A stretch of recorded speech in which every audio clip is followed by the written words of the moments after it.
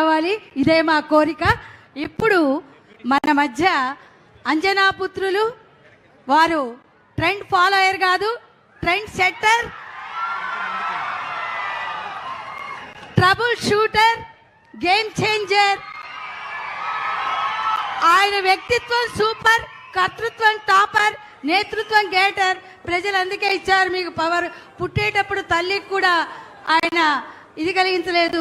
హరిహర వీరమల్లు, మంచితనపు జల్లు, మమతల పొదరిల్లు, మధురిమల నట్టిల్లు, మానవతా హరివిల్లు deputy CM Shri Pawan Kalyan గారిని ప్రసంగించవలసిందిగా ప్రార్థిస్తున్నారు. గౌరవ ముఖ్యమంత్రి శ్రీ నారా చంద్రబాబు నాయుడు గారికి, వేదిక పైన ఆసీనులైన మంత్రివర్గ సహచరులకి, ఉన్నతాధికారులందరికీ, ఇక్కడికి విచ్చేసిన విశిష్ట అతిథులందరికీ పేరు పేరున నా హృదయపూర్వక నమస్కారం. ఈ పర్యావరణ దినోత్సవం రోజున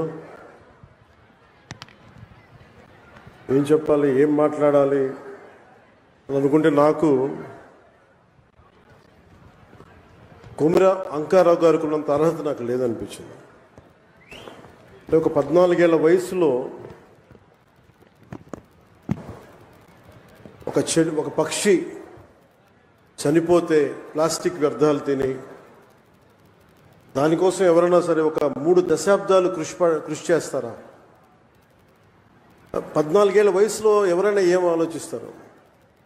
ఆడుతా పాడుతా తిరుగుదామని, అటు ఇటు తిరుగుదాం అనుకుంటారు. కానీ పర్యావరణం గురించి ఆలోచించే స్థాయిలో ఉన్నారు అంటే ముందుగా కొమిర అంకారావు గారిని ఈ కార్యక్రమానికి విశిష్ట అతిథిగా పిలిచినందుకు మనస్ఫూర్తిగా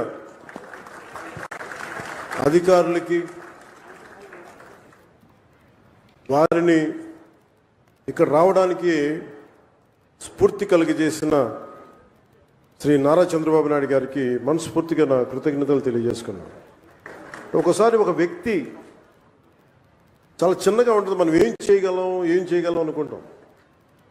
నాకు ఆయన్ని గురించి చదువుతూ ఉంటే ఒక నల్లమల పరిరక్షణ కోసం ఆయన పడ్డ తపన, గత కొన్ని సంవత్సరాలుగా ఆయన కొన్ని దశాబ్దాలు 3 దశాబ్దాలుగా ఆయన చేస్తున్న కృషి చాలా ఇన్స్పిరేషన్ అనిపించింది.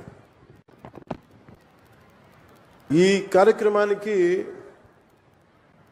దీనికి మాట్లాడాల్సిన మరింత అర్హత, బలమైన అర్హత గౌరవ ముఖ్యమంత్రి నారా చంద్రబాబు నాయుడు గారికి ఉంది. నాకు ఎప్పుడు అర్హత వస్తుందంటే కనీసం నేను ఒక 1 కోటి మొక్కలు మన అంకారావు గారి లాగాను, లేదంటే గౌరవ ముఖ్యమంత్రి నారా చంద్రబాబు నాయుడు గారి లాగా ఒక చెట్టు నీరు కార్యక్రమం లాంటివి చేసిన తర్వాత ఒక స్ఫూర్తిదాయకంగా మాట్లాడే హక్కు నాకు వస్తుంది ఖచ్చితంగా. ఇప్పుడు దాకా నేను పర్యావరణం కోసం వ్యక్తిగతంగా చేశాను కానీ కొన్నిసార్లు, కానీ నాకు ఇప్పుడు ఈ అటవీ శాఖ కూడా పర్యావరణం 2 నా దాంట్లో ఉన్నప్పటికీ నేను వచ్చే సంవత్సరం ఇదే రోజుకి కనీసం ఒక 1 కోటి మొక్కలు నాటి, అలాగే ఫారెస్ట్ ఫైర్స్, అడవిలో కార్చిచ్చులు కనుక ఆపగలిగి, ఇందాక మన అంకారావు గారు చెప్పినట్టుగా, కొమిర అంకారావు గారు చెప్పినట్టుగా అడవుల్లోకి గొర్రెల్ని పొట్టేళ్ళు మేపడానికి తీసుకుపోయి అక్కడ గడ్డి కోసం కాలుస్తూ ఉంటారు. వారికి కొంత అవగాహన సదస్సులు పెంచి వచ్చే సంవత్సరం ఇదే సమయానికి మనస్ఫూర్తిగా మీతోటి అనుభవంతో మాట్లాడతాను. ఒక అటవీ శాఖ మంత్రిగా కావచ్చు, పర్యావరణ శాఖ మంత్రిగా కావచ్చు. అలాగే ఒక్క వాక్యం చెప్పి నేను ముగిస్తాను. చెట్టు అదేదో మనకు ఒక ఆశయమో దానికి కొద్ది, ఇది చెట్టు మనకి ఆధారం. కేవలం పక్షులకి వీటికే కాదు, ప్రతి ఒక్కరికి చెట్టు లేని జీవితాన్ని ఊహించుకోండి. ఇదివరకు మనం పెరిగేటప్పుడు ఒక 30 సంవత్సరాల క్రితం ఎవరన్నా మా ఇంటికి వెళ్ళాలి అంటే అక్కడ పెద్ద మర్రి చెట్టు ఉంటుంది. ఆ మర్రి చెట్టు నుంచి కుడి చేతిలోకి వెళ్తే ఇది దారి ఉంటుంది. ఎవరిని ఇల్లు ఫ్రెండ్ ఇల్లు తెలియాలంటే ఎలారా మీ ఇంటికి రావడం అంటే మా ఇంటి ముందు గోరింటాకు చెట్టు ఉంటుంది. ఇట్లాంటివన్నీ పోయినాయి. ఇప్పుడు అసలు చెట్టే ఆనవాళ్ళు అయ్యేది. అలాంటి చెట్లని మనం సంరక్షించుకోవడం మానేసాం. కానీ అదృష్టవశాత్తు మనకి ప్రకృతిని పరిరక్షించగలిగే అవగాహన ఉన్న ఒక బలమైన వ్యక్తి మనకు ముఖ్యమంత్రిగా ఉన్నారు మనకి. అందుకు మనం నిజంగా గర్వించాలి.